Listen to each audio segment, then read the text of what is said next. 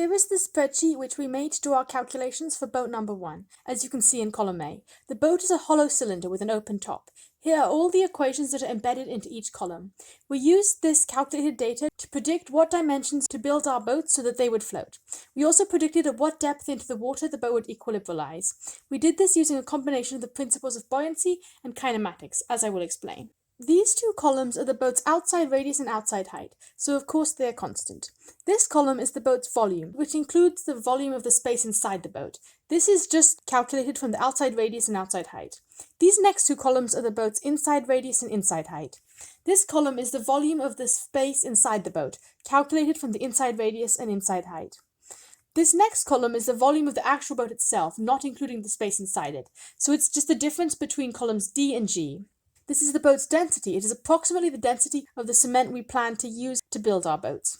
This is the boat's mass. It is the net volume multiplied by the density. Now, this is the first column that is not constant. It represents the distance the bottom of the boat is beneath the water surface. It is calculated based on some things that come up later in this spreadsheet, so I'll come back to that. Its value changes as the boat sinks into the water. It starts at 0 because the boat is initially placed on the surface of the water.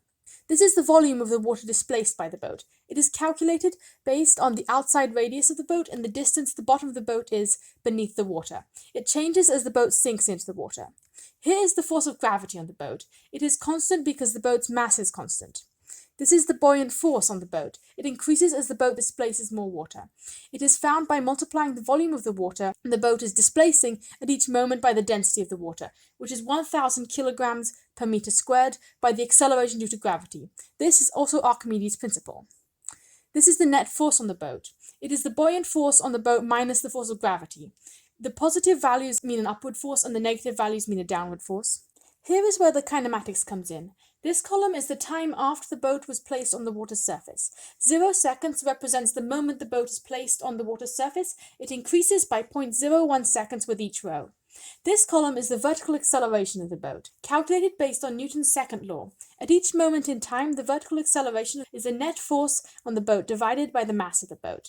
It starts at negative 9.8 meters per second because that is the instant the boat is placed on the surface of the water, so it has not displaced any water yet and there is no buoyant force on it. So the net force is equal to the downward force of gravity.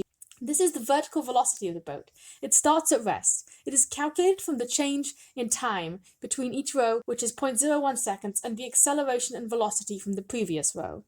This column is the vertical position of the boat, with 0 defined as the water surface. It is calculated using another of the equations of kinematics and using the change in time and the acceleration, velocity, and position from the previous row. This links back to the distance of the bottom of the boat beneath the water surface in column K. Column S, the position column, is a negative number when the bottom of the boat is underwater, because it is below our 0 position reference point. However, column K is positive when the bottom of the boat is underwater, because it is the distance the bottom of the boat is beneath the surface of the water. Thus, column K is equal to column C multiplied by -1. Through using Archimedes' principle and kinematics, we were able to model what the boat does when it is placed on the surface of the water, so that we can see at what point it would equilibralize. However, there was a slight problem. As no friction is calculated into the spreadsheet, the boat keeps oscillating up and down indefinitely. In fact, the amplitude of its oscillations increases exponentially, as you can see in this position versus time graph for the bottom of the boat.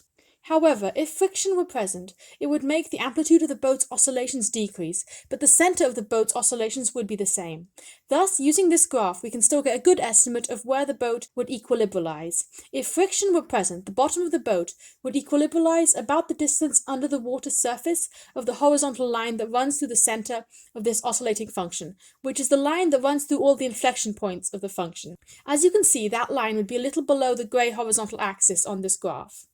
The x value of this horizontal line is the distance below the surface of the water at which the bottom of the boat will equilibralize. It is also equal to the x-coordinate of each of the inflection points of this graph. The inflection points of a graph occur when the graph's second derivative is equal to 0.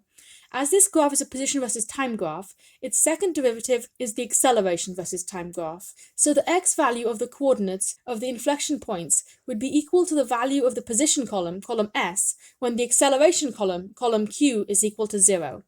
However, with the time interval that we used, the acceleration column is never exactly equal to 0.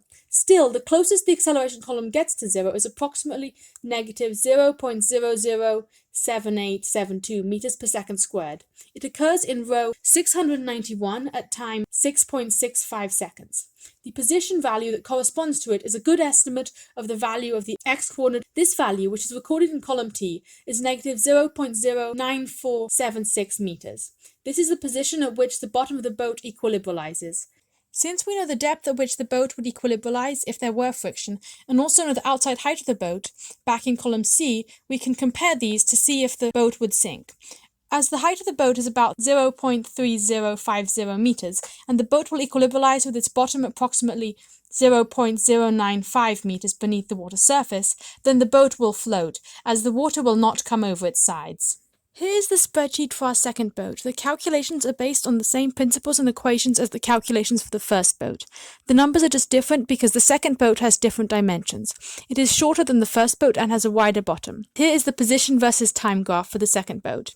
We found that it would equilibrize when its bottom is approximately 0.044 meters below the water surface. As its outside height is 0.2025 meters, it will also float.